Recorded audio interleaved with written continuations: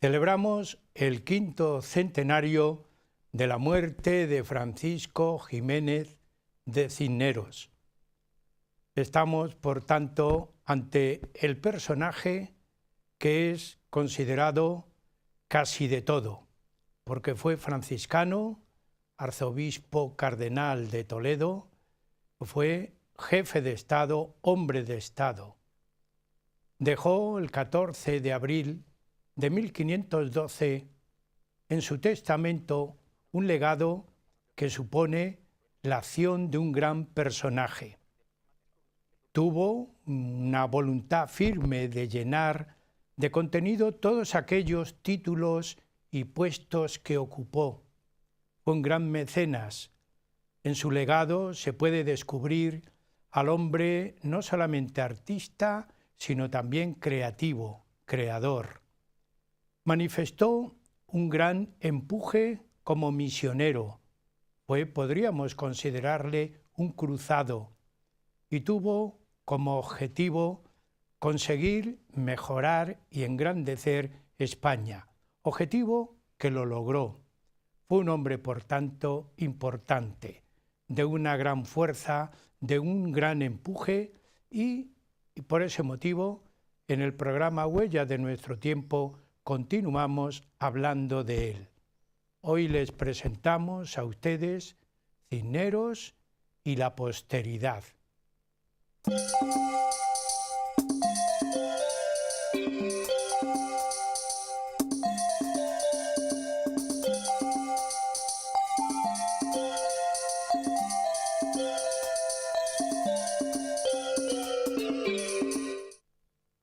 Con el título de Cisneros y la posteridad, iniciamos el programa Huellas de nuestro tiempo, programa que ya saben ustedes que emite la Cofradía Internacional de Investigadores de Toledo. Hemos elegido este título y a este personaje porque es uno de los más ilustres de la historia de Toledo y de España. Incluso se le puede considerar un personaje con una gran influencia en Europa. En el primer programa que emitimos, el día 19 de enero, hablábamos de la vida, de todo el desarrollo de su personalidad desde su nacimiento, pasando por todas sus actividades de tipo religioso, político, hasta la muerte.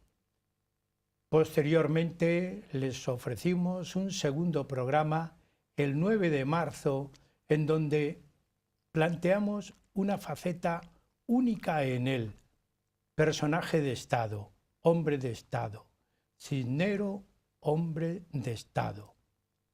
En este tercer programa que les presentamos hoy, vamos a continuar hablando de él, pero hoy rebasando lo que podríamos decir las fronteras en España. Fue un hombre que traspasó el tiempo. Cisneros y la posteridad hizo que Toledo fuera vista en todo el mundo, que se considerara la gran centro cultural, política de aquella época y de épocas posteriores.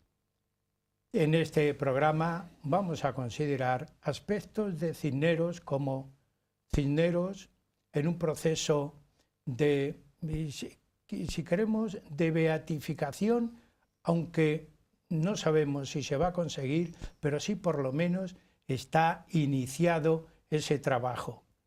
Cisneros, hombre de Estado. Cisneros rebasa el tiempo. Una revalorización de Cisneros vamos a ir viendo en el programa en los siglos posteriores, en el siglo XVIII, XIX y XX, personaje que incluso rebasó lo que podríamos llamar la acción religiosa típica de un franciscano y de un arzobispo. Es personaje en la literatura y en el teatro, como veremos a lo largo del programa. Amigos, un personaje interesante, único e irrepetible, podríamos decir. Para continuar con el tercer programa tenemos a los mismos invitados, a don José María Gómez Gómez y a don Miguel Ángel Dionisio Vivas. Los dos han hablado anteriormente de vida, de todo ese trajín que tiene una persona cuando está empeñado en alcanzar un gran objetivo como era Cisneros. Desgranaron toda su vida, pero continúan pensando en él. Don José María Gómez Gómez, que como siempre está muy dispuesto a seguir pensando no solamente en los personajes, en la cultura, en la literatura, en la poesía, está primero con nosotros por tercera vez con este personaje, pero no con temas en el programa Huellas de nuestro tiempo. José María, yo siempre te agradezco y siempre te digo, como tú no te vas, siempre estás. Con mucho gusto, con mucho gusto. Don José María Gómez Gómez es catedrático de literatura, poeta y como dicen muchas veces por ahí las gentes, los educadores y los sacerdotes no se jubilan nunca. Nunca. Por ese motivo, don José María, que es seglar, pero es educador, no se jubila nunca.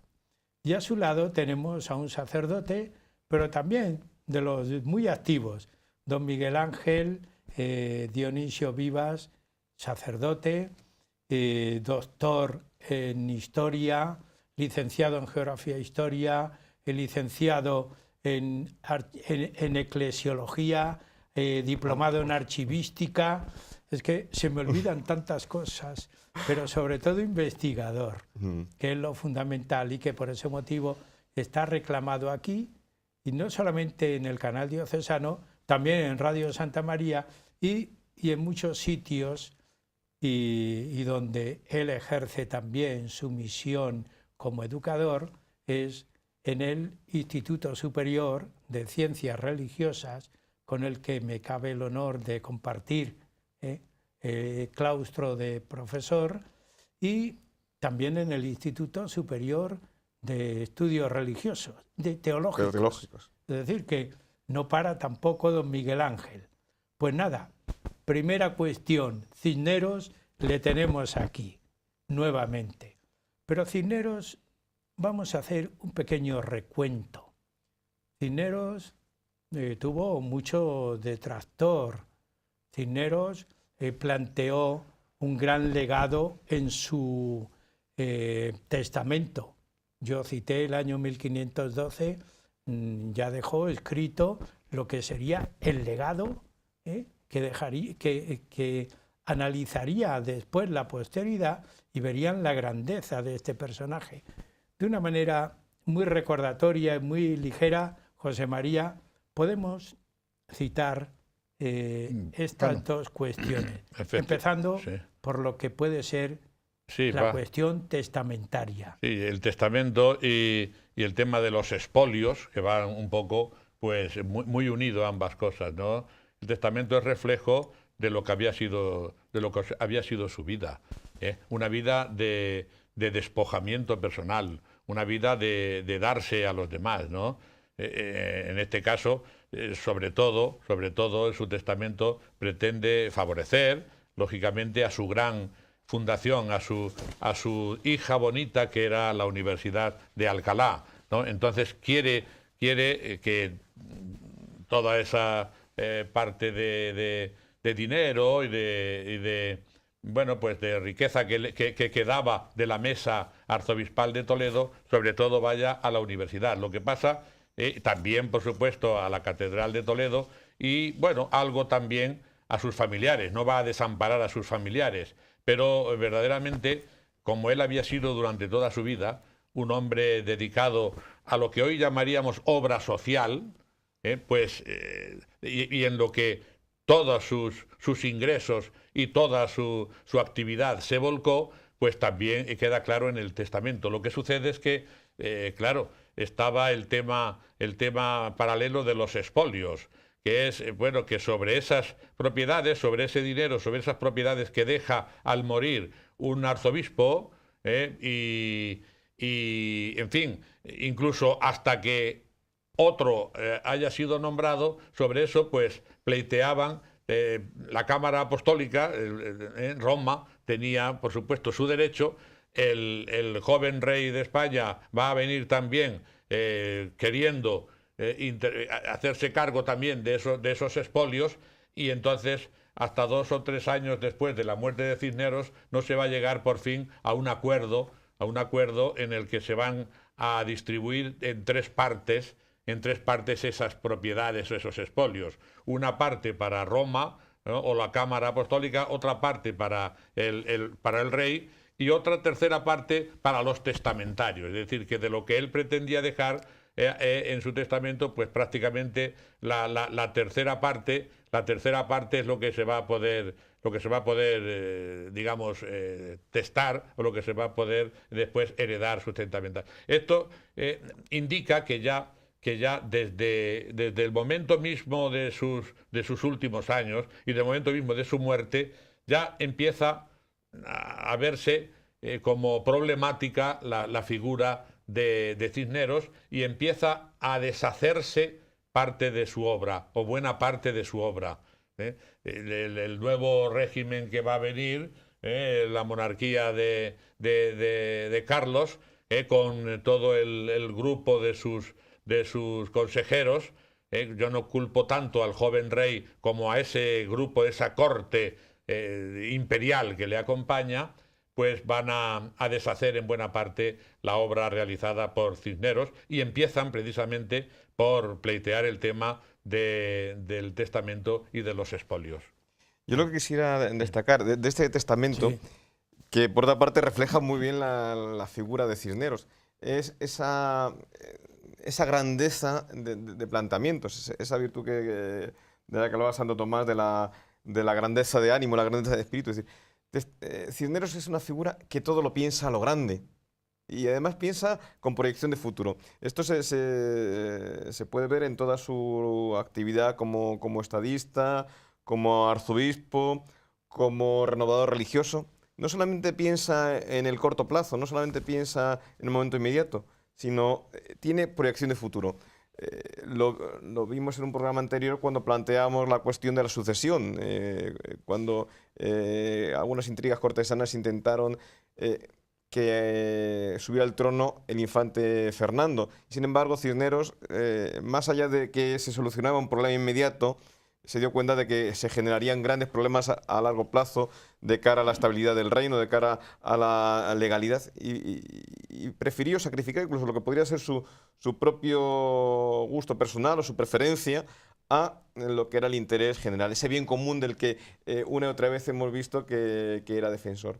Su testamento habla de esto, su testamento habla de una proyección de futuro, habla de una gran visión general, y habla también de esa apuesta por, como decía José María, esa niña bonita, pero esa gran obra que él había proyectado para que renovara la vida de la Iglesia en España, para que renovara la vida cultural española, para que fuera el gran motor de transformación y regeneración del reino, que es la Universidad de Alcalá. Hay una cuestión que casi nos sirve ya de entrada en el tema bien, que es la indiferencia que hay por parte de varias instituciones, partiendo de la realeza. ¿Eso fue provocado por él, o provocado por la envidia, o provocado por acontecimientos ajenos?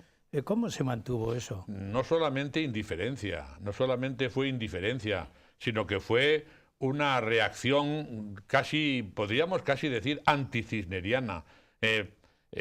Cisneros había tenido unos duros enfrentamientos con esos cortesanos que venían acompañando al joven rey, que son los que le tienen adoctrinado. Yo no quiero culpar directamente a un joven de 17, 18 años, porque entonces ni conocía España, ni conocía, digamos, la obra de Cisneros, ¿no? Pero los otros, sí, los otros sabían muy bien, y entonces tanto Adriano de Utrés como Guillermo de Croix, Siebres, el tío del que después sería primer arzobispo también de Toledo, Guillermo de Croix, todos estos, bueno, pues como los había tenido Cisneros a raya, vienen enfrentados a deshacer un poco la obra de Cisneros, sencillamente.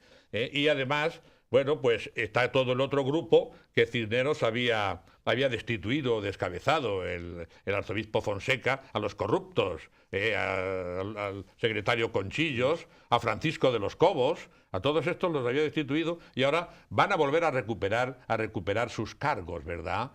Bien, y todo esto pues conlleva además la cierta persecución que va a sufrir también la Universidad de Alcalá, ¿verdad? Es decir, que no solamente hay indiferencia, sino que hay una actitud de un poco de revancha hacia la obra de Cisneros, hacia lo que Cisneros había hecho. Muchos de los nobles a los que él había mantenido a raya ahora se ponen de parte también de Carlos, ¿no? Y son readmitidos otra vez en el, digamos, contubernio cortesano, ¿no?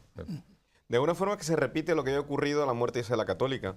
Cuando llega Felipe I y con consorte de la reina Juana de Castilla, pues hay un grupo de nobles flamencos que acompañan al nuevo rey y que juntamente con los nobles castellanos que después forman parte de esta serie de personajes corruptos, pues intentan repartirse la riqueza del reino, intentan de alguna forma controlar también un rey inexperto que viene de Flandes. Bueno, pues esa situación se interrumpió por la muerte prematura de Felipe I. Cisneros pudo reconducir la situación y posteriormente la regencia de Fernando el Católico, pero claro, cuando Carlos viene a España, nos encontramos con la misma situación, un grupo de nobles flamencos, el grupo de nobles castellanos descontentos, que son muy contrarios a la labor de Cisneros, son muy contrarios a esta búsqueda por parte de Cisneros del bien general del reino, cuando ellos lo que pretendían era recuperar o alcanzar sus propios intereses personales. Es más, a la muerte de Cisneros no solamente habrá una labor de persecución o de dejar a un lado la Universidad de Alcalá. La propia diócesis de Toledo hubo un proyecto de partición de la que era entonces la más extensa diócesis castellana, pues hubo un proyecto que estuvo a punto de ejecutarse, pero que más tarde, cuando las aguas volvieron un poco a su cauce, pues se desestimó. Entonces, realmente es una acción-reacción frente a una actuación de Cisneros buscando el bien del reino, buscando la prosperidad de Castilla, buscando el interés de la corona como garante del bien común. Los nobles lo que tratan es de recuperar sus propios privilegios personales. Y los flamencos que pensaban que Castilla era poco menos que venían a hacer las Indias en Castilla. Sí, sí. Venían a medrar y aprovecharse, posiblemente pensando en la incultura que podrían encontrarse en Castilla. Claro, se equivocaban. Claro. Totalmente. Cisneros había sentado el principio de que el rey era solo un administrador del reino. Pero claro, los Austrias no piensan así. Los Austrias y la corte imperial que les acompaña piensan que el reino es patrimonio del rey y puede distribuirlo y puede manejarlo a su antojo. Y vendrá e impondrá un impuesto de 50.000 ducados a las comunidades castellanas para coronarse como emperador. Provocará el levantamiento de las comunidades, la guerra de las comunidades. Viene repartiendo los cargos a su antojo entre cortesanos que ni conocían España ni habían estado en España. El gran canciller Adriano de Utrecht, Monsieur de Siebres, ¿no? Siebres ni conocía prácticamente España, ¿no? Todo eso va a provocar una tremenda reacción, ¿no? Es sintomático el nombramiento del sobrino, a la muerte de Cisneros, del sobrino de Siebres, claro. o Siebres, como lo conocía en Castilla, como arzobispo de Toledo, Guillermo de Croix, que tampoco pisó el reino, ni pisó la archidiócesis. Ni era eclesiástico, tenía 20 o 21 años, ¿no? Que murió muy joven en una cacería, cayéndose del caballo. Entonces, sí. la mitra más rica del reino... Estamos viendo a Siebres ahí, precisamente. Que tenía unas rentas superiores a veces a la de la propia corona, se entregan al sobrino del que era realmente el que controlaba a Carlos desde pequeño. Entonces la política, Chevres era el que manejaba toda la política de Carlos, la política castellana, y él tiene esta idea de que convertir Castilla en un lugar para enriquecimiento de su familia, del grupo de nobles flamencos, y el ejemplo está precisamente en entregar la mitra de Toledo a su sobrino. Claro, como has dicho anteriormente, Miguel Ángel, ¿no? Fíjate qué diferencia con respecto a toda la actitud del reinado de Isabel con Fray Hernando y con Cisneros. Ningún cargo eclesiástico, ni un gran cargo o beneficio eclesiástico se entregará a personas ajenas a estos reinos. Eso se aprueba en las Cortes, en el Concilio de Sevilla de 1478. El Papa Alejandro VI nombró a César Borgia, a su hijo arzobispo de Toledo, y le dijo a la reina: si viene a tomar posesión, automáticamente será apresado. Y lo primero que hace ahora Carlos cuando viene es nombrar al sobrino de Messier Chevres arzobispo de Toledo. Como un gesto en el que ya se está poniendo enfrente de toda la política isabelina, talaverana y cisneriana. Bueno, además la política de Isabel la Católica, de nombramiento y provisión de las sedes, era buscar clérigos preparados, íntegros, de buena conducta, bien formados, maduros. Y sin embargo, en este caso, pues un joven inexperto, que sí es cierto que tiene una buena formación humanística, pero nada más, y que había tenido una vida cortesana. O sea, era romper con la línea de los reyes católicos y de Cisneros, y romper con lo que había sido la tradición inmediata en Castilla, que por otra parte fue la que dio tan buenos frutos de la renovación de la Iglesia castellana y española en general durante el siglo XVI. Acabas de decir romper con. La Universidad de Alcalá rompió con. ¿No es así, Miguel Ángel? Hay una tensión muy fuerte, y además esto se verá más tarde cuando el núcleo de humanistas de la Universidad de Alcalá sean un proceso un poco más largo, porque habrá todavía un momento de influencia del erasmismo en España, pero este grupo de humanistas de Alcalá, que eran fundamentalmente erasmistas, van a ser más tarde perseguidos, y era el núcleo que rodeaba a Cisneros. Muchos de ellos pasarán o estarán sometidos a procesos inquisitoriales, que con Cisneros no se hubieran realizado jamás. Ya hablábamos también de cómo Cisneros, siendo inquisidor general, tuvo esa amplia visión, como figuras como la Beata de Piedrahíta o la Santa Juana, con las que Cisneros mantuvo una relación epistolar y de aceptación de su figura, no hubieran sido permitidas, pues ya en el momento tenso de mediados del siglo XVI.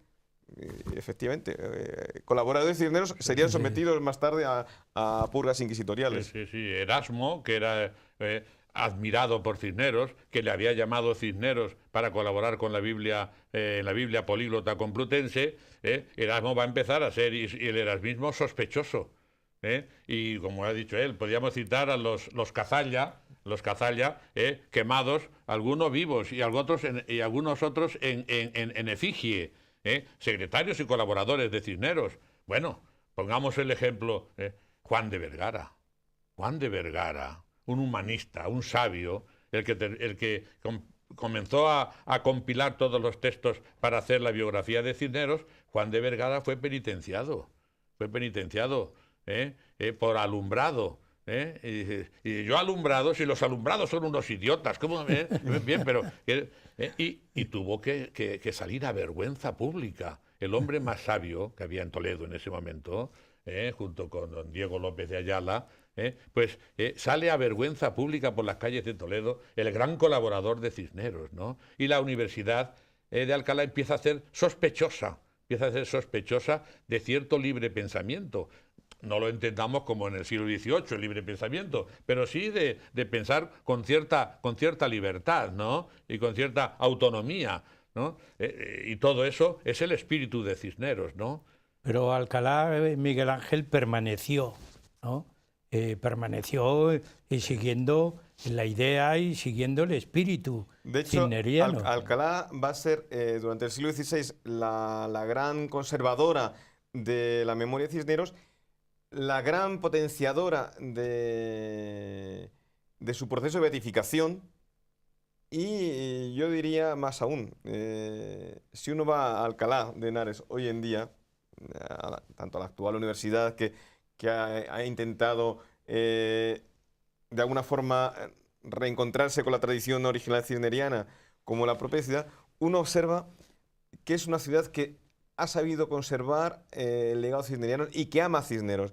Yo estos días pasados he estado en Alcalá de Henares, me ha llamado la atención poderosamente la memoria cisneriana por todas partes y el amor con el que en este año del centenario están recordando la memoria de Cisneros. Y como muestra un botón, que yo cuando lo contemplaba y me lo explicaban, echaba de menos que en Toledo no hayamos sido capaces de hacer algo así. El proyecto de una monumental escultura en bronce que va a ir en el atrio de la Catedral de Alcalá, la iglesia magistral de Cisneros, una escultura en bronce del cardenal Cisneros con los santos Justo y Pastor. Y además es un proyecto en el que se ha involucrado a la diócesis de Alcalá, a la gente de Alcalá, con una invitación a la gente a colaborar. Yo realmente he echado de menos, o echo de menos en este centenario, que en Toledo hayamos vivido este espíritu y que en Toledo no hagamos algo que haga presente o deje recuerdo de este quinto centenario del cardenal Cisneros. Por tanto, Alcalá conservó y conserva muy fuertemente la memoria del cardenal. Bien, a nivel estatal se simboliza Alcalá como la ciudad de Cervantes. Bueno, nació Cervantes en Alcalá, y punto. Pero Alcalá es Cisneros.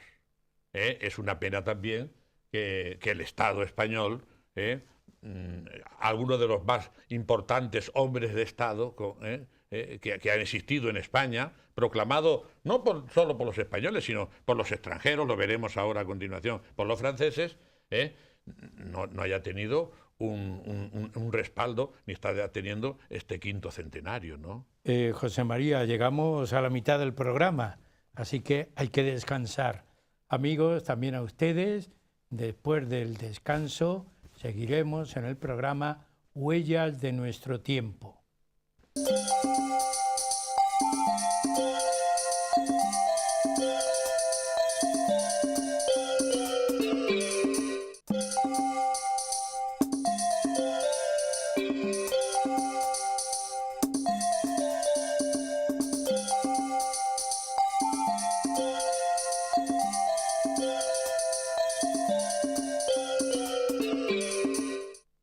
El programa Huellas de nuestro tiempo está hoy haciendo una exposición del personaje Francisco Jiménez de Cisneros. Es el tercero que hemos realizado. Se habló en un primer programa de la vida en general de Cisneros. En un segundo programa, allá por el 9 de marzo, estuvimos planteando el personaje como hombre de Estado. Y hoy estamos hablando Cisneros y la posteridad. Tenemos en el estudio, recordando la primera parte, a don José María Gómez Gómez y a don Miguel Ángel Dionisio Vivas. Hemos planteado el testamento y algunas cuestiones que hacen ver que no siempre el personaje es fruto de la bondad y del bien pensar de los que viven con él y de los coetáneos con él, como le ocurrió a Cisneros. Pero estamos destacando su figura. Y en esta parte queremos plantear, Cisneros rebasa ya lo que puede ser la frontera española. Nos encontramos en el siglo XVII. Cisneros fue un santo, bueno, en una palabra. Por supuesto, pero sí, hay que demostrarlo. Sí. Y hay un proceso de beatificación de Cisneros. Continuando con el final de la primera parte, fue verdaderamente Alcalá, tanto su iglesia magistral como la universidad, quienes empezaron a salvar la memoria de Cisneros. Primero, pues la universidad encargó a a Juan de Vergara le encargó la elaboración de una biografía, de un estudio sobre eso. Pero él, aunque compiló muchísimo material, no llegó a hacerlo y terminó haciéndolo Álvar Gómez de Castro, que además hizo una espectacular obra en latín de Rebus Gestis a Francisco Ximenio Cisnerio, ¿verdad? Ese que es en la gran biografía del año 1563, pues va a ser la base por la que luego después se va a continuar ya en el siglo XVII, se va a continuar con el proceso de beatificación. Va a ser en Toledo donde se debe iniciar, lógicamente, porque Alcalá, todo está en la diócesis de Toledo, y es el arzobispo de Toledo, el cardenal infante, don Fernando de Austria, quien en 1626, él tenía entonces 17 años, fue cardenal con apenas 10 años, ¿verdad? Bueno, ahí lo tenemos. Y ahí lo tenemos retratado, estamos viéndole retratado por Velázquez, ¿verdad? El cardenal infante es el que inicia ese proceso. Se elaboraron 75 cuestiones.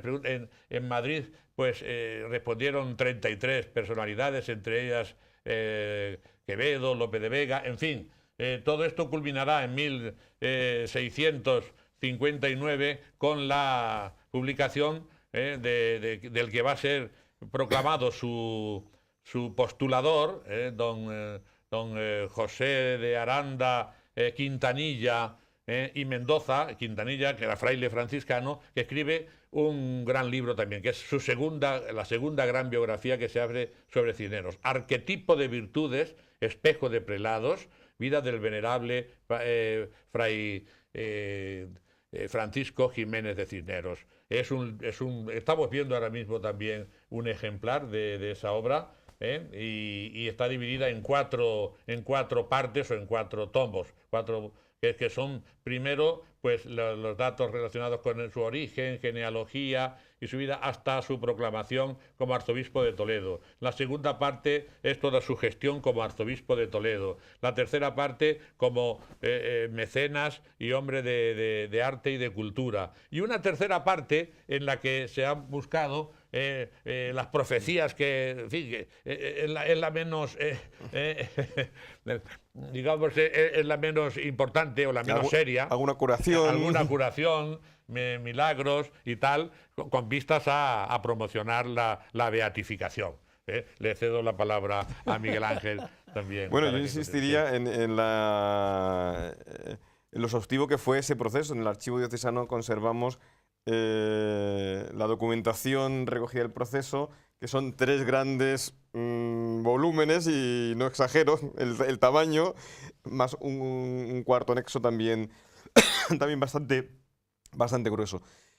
Realmente hubo toda una campaña para fomentar este proceso, no solamente desde el punto de vista, diríamos, de recopilación de datos, no solamente desde el punto de vista de difusión intelectual, sino también incluso desde el punto de vista de difusión iconográfica. Es el momento en el que se realizan silografías que se van a repartir impresas con la imagen de Cisneros. Hay una que va a ser casi arquetípica, Cisneros con una cruz en la mano, y la otra, la bengala con la que, como general de los ejércitos que conquistó Orán. Y detrás va variando el fondo.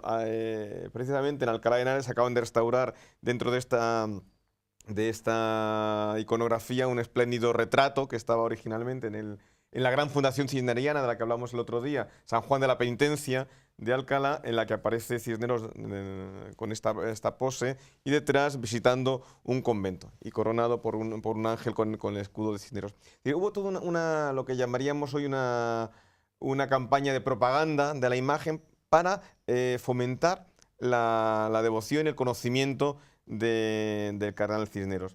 Este proceso llegó a Roma, es decir, el proceso, la fase diocesana se concluyó. Llegó a Roma, pero en Roma vemos una de estas representaciones iconográficas. En este caso está montado a caballo y aparece con esa... aparece vestido de cardenal, pero al mismo tiempo su dimensión de conquistador de Orán.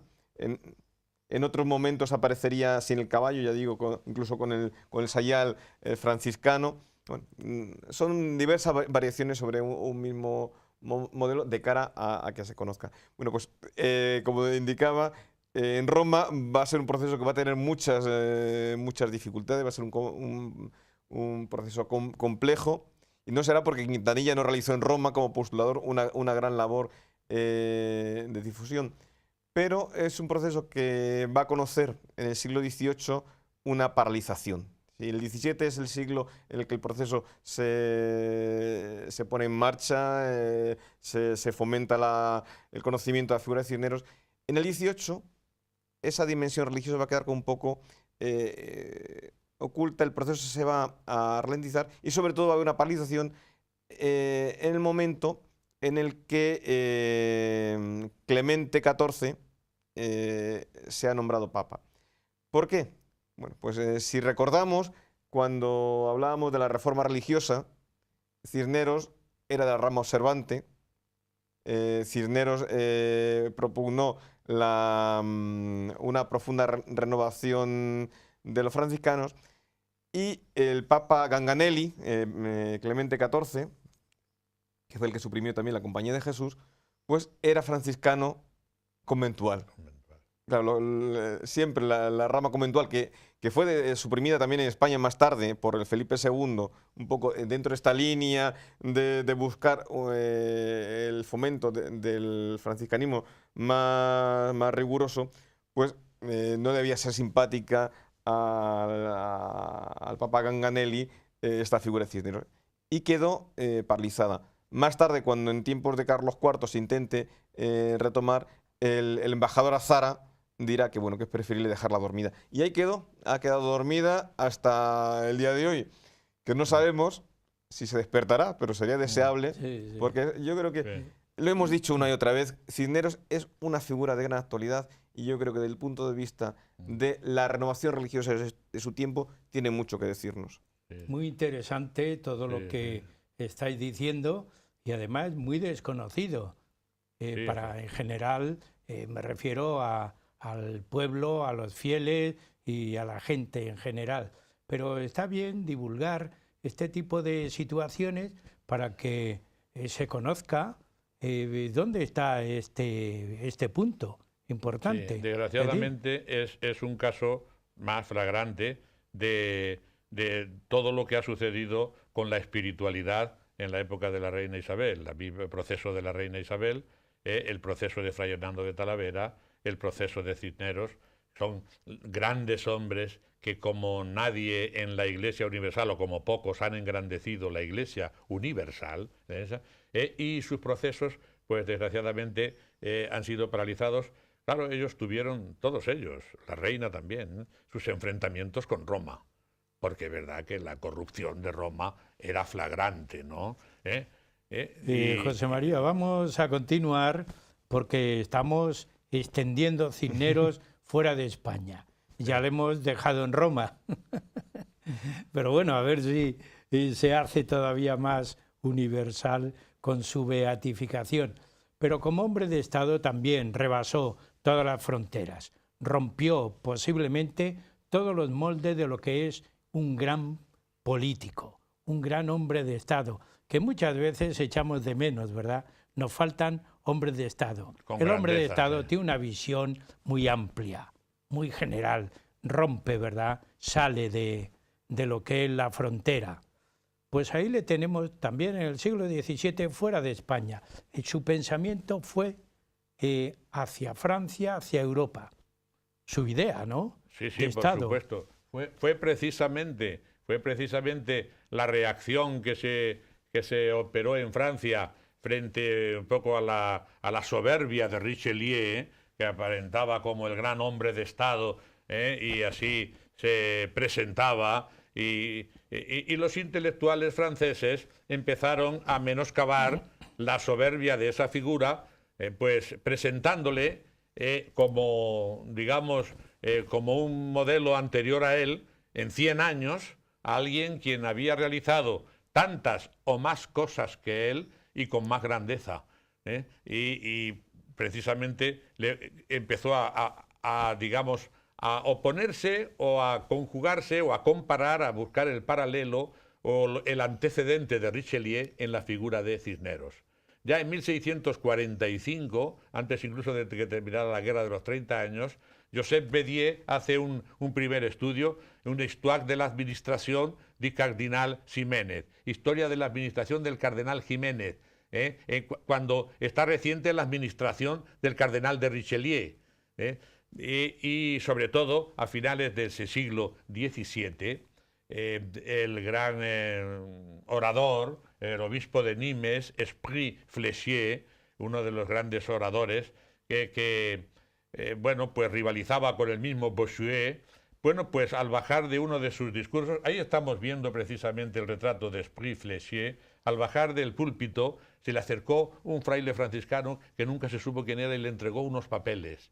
Le entregó unos papeles que le entusiasmaron, eran una vida, un resumen de la vida y de la obra que había realizado el cardenal Cisneros. Y él compuso esa biografía que es una de las mejores biografías que se escribieron basándose, por supuesto, y luego fue traducida también, ahí la tenemos, la versión en castellano, inmediatamente después de haber sido escrita en francés por el cardenal. Ahí ya se insinúa esa grandeza de Cisneros frente a Richelieu, pero quien de una manera más evidente lo va a hacer va a ser el abate René Richard, quien va a escribir un folleto, un librito sobre parallèles du cardinal Jiménez du cardinal de Richelieu, analizando el paralelismo entre ambos, ¿no? Que después, bueno, pues va a provocar algún otro escrito, como el del alemán, Eiffel, también, otro magnífico. ¿Qué es lo que concluyen todos estos trabajos? Bueno, pues concluyen la superioridad de Cisneros sobre Richelieu. Y lo concluyen allí, en la nación más chauvinista por antonomasia, ¿no? La creadora del chauvinismo, que es Francia. Analizan los resultados. Vamos a ver. Vamos a comparar. Primero, los dos, Cisneros y Richelieu, deben su ascenso a una reina. Cisneros a la reina Isabel, Richelieu a María de Médicis. Pero mientras Cisneros permanece fiel y procura engrandecer siempre a su reina como ella le había engrandecido a él, Richelieu menoscabó cuanto pudo la fama y el honor de la propia María de Médicis hasta provocar que saliese del reino. Segundo, bueno, los dos son, digamos, defensores de la monarquía absoluta, protectora del pueblo frente a la ambición de los nobles, sí, pero mientras Richelieu tiene que decapitar y matar a los principales cabecillas de esa nobleza, Cisneros es capaz de hacerlo sin tener que matar a nadie. Tercero, los dos son dos grandes conquistadores y defensores de la cristiandad. Richelieu conquista la Rochelle, que estaba infestada de hugonotes, pero no se puede comparar, dicen los franceses, con la conquista de Orán y del norte de África y el proyecto que viene de San Luis de reconquistar hasta los santos lugares. También en eso es superior Cisneros. Bueno, pero Richelieu es un gran amante de la cultura y crea la Académie Française. Él le encantaba el teatro y la literatura. Bueno, pero la Académie Française no se puede comparar con la creación de la Universidad de Alcalá, que crea Cisneros, que no es solo literatura, sino que es ciencia, sí. Es Biblia, ¿no? En fin, y además Cisneros, Richelieu, en todas las acciones que hace de su administración, procura primero también él enriquecerse y enriquecer a todos sus familiares, mientras que Cisneros puede presentarse con las manos desnudas, como entró en el arzobispado y como murió. Era, además de un gran político, dicen los franceses, era un santo, ¿no? Todos ellos proclaman la superioridad de Richelieu. De Cisneros sobre Richelieu. Pero es que además de esta faceta de Cisneros como hombre de Estado, como político superior a Richelieu, en una tradición historiográfica que no solamente se queda en el siglo XVII y XVIII, sino que continúa hasta nuestros días, un un historiador de la talla de Pierre Vilar, al comparar de nuevo estas dos figuras, situaba una vez más a Cisneros como superior a Richelieu y ponía en Cisneros el origen de esta tradición de defensa del bien común que en Francia se concretará en lo que se llama el republicanismo francés, es decir, el Estado como garante de los derechos y del bienestar de los ciudadanos. Repito, no solamente es esta faceta de Cisneros como político la que en Francia se va a destacar, sino la faceta como pastor, como obispo. Hay una anécdota muy significativa. El príncipe de Talleyrand, cuando escribe sus memorias, Talleyrand, que es una figura antitética a Cisneros, una figura muy interesante, muy controvertida. Bueno, pues Talleyrand, cuando en sus tiempos jóvenes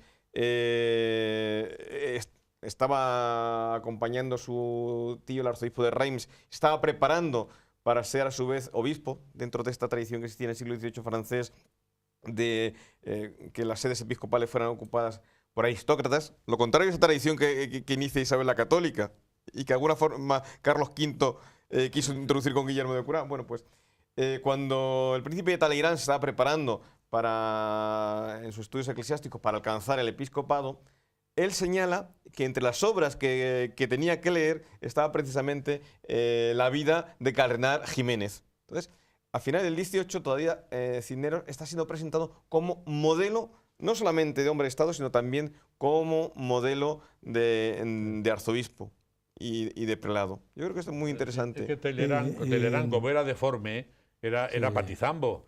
Le llamaban el diablo cojuelo, ¿no? Pues no podía seguir la carrera militar y sus padres efectivamente le educaron y le seleccionaron pues la vida de grandes hombres, y una de ellas fue la vida de la biografía de Esprit José Flechier, María, sí. siguiendo Pero en esta Augusto Comte, sí. al hacer un calendario de grandes hombres ilustres, el día 8 de noviembre incluye la muerte de Cisneros como uno de los grandes hombres, un filósofo positivista, como era Augusto Comte, ¿no? Ya estamos en la última parte, pero hay una revalorización de la figura también en España, ¿no? No solamente salió, sino que también en la propia nación, pues la figura empieza a sentirse, más que a sonar, a sentirse. ¿No es así, Miguel Ángel? Sí, en España, a partir del siglo XIX, hay una revalorización de la figura de Cisneros. También es cierto que esto está vinculado con una mayor profundización de los estudios. Sus cartas van a ser publicadas, es cuando van a empezar a referirse a él como Cardenal Cisneros en lugar de como Cardenal Ximénez, que es como tradicionalmente se le había denominado.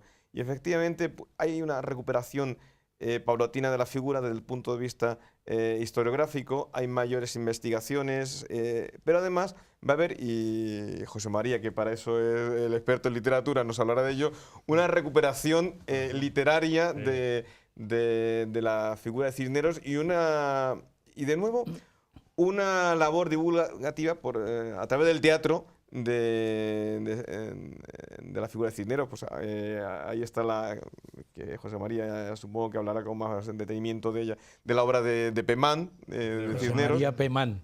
Sí. Pues yo creo que bueno, historiadores como el conde de Cedillo, efectivamente, Luis Fernández de Retana, escriben ya biografías sobre Cisneros. Lo más importante va a ser lo que va a hacer García Oro. García Oro hace un gran estudio, que yo creo que es el mejor estudio que hay hoy en día. Más completo, sí. Después Jiménez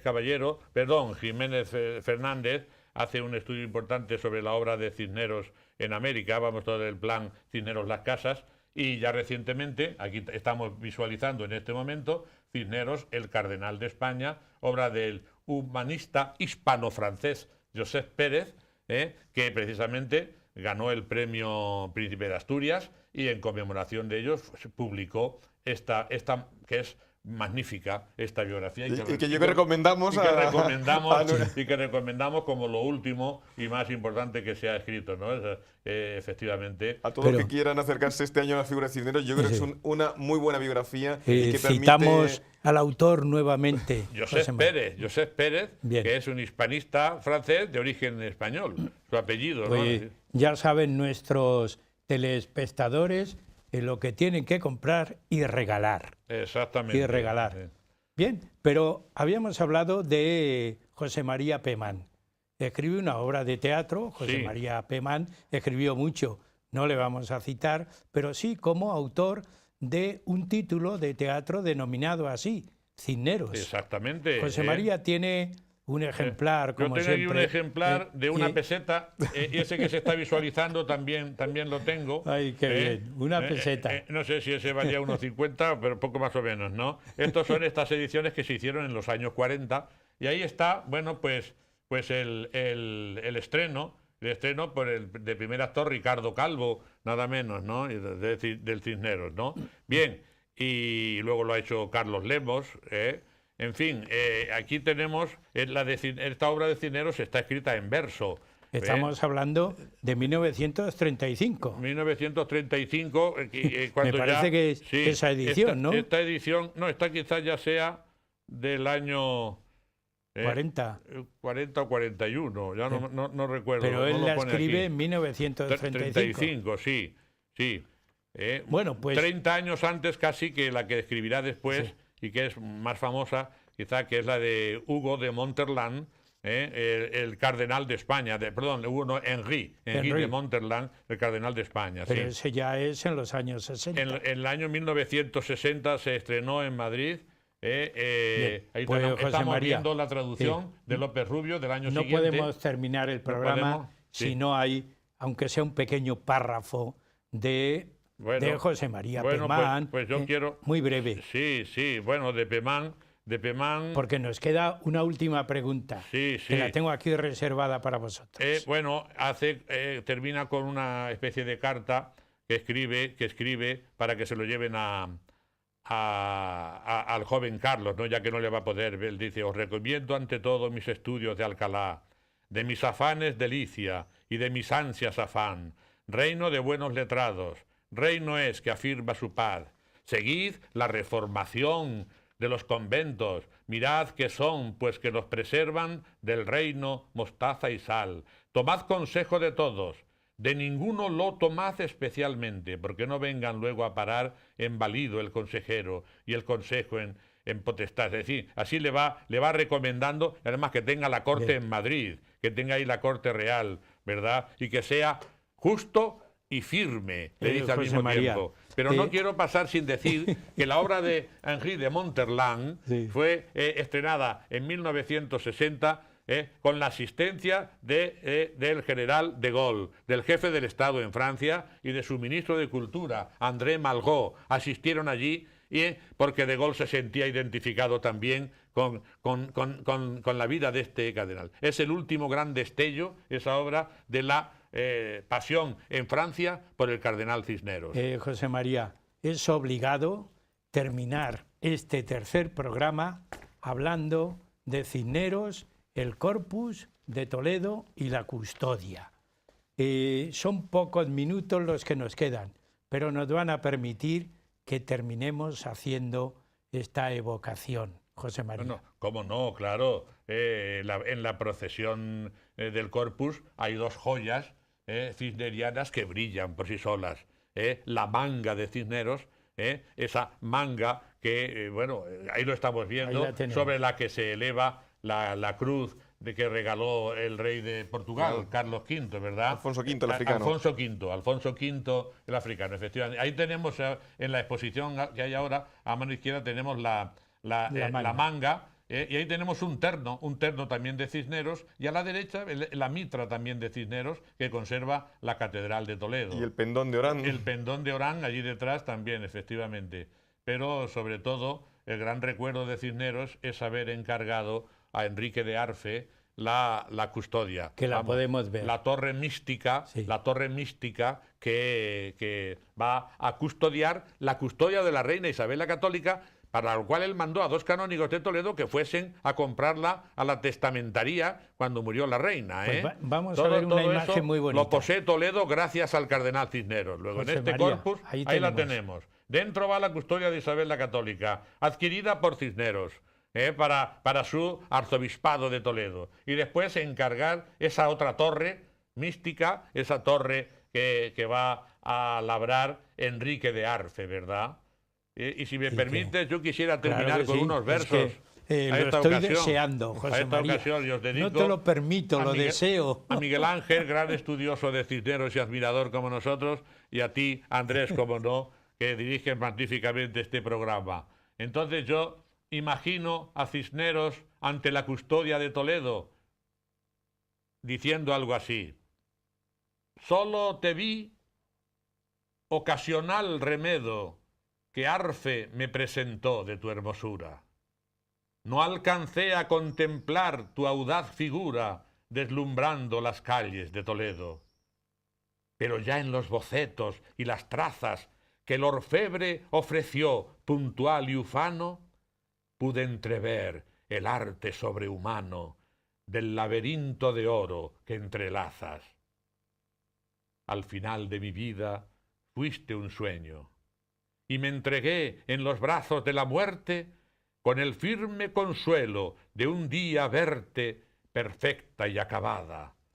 Oh sabio empeño, desde la eternidad que Dios me ha dado, te contemplo tal cual te había soñado. Bueno, con esa maravilla de poesía terminamos el programa. Tristemente, porque a mí me agradaría tener otra hora más, pero no puede ser. Así que muchas gracias a los dos. Muchas gracias, Andrés. Y también a ustedes les agradecemos que nos siguen en el programa Huellas de Nuestro Tiempo, que ya saben ustedes, nosotros empeñados en distraerles, pero también enseñarles, aunque no sea mucho, enseñarles algo. Muchas gracias y hasta el próximo programa.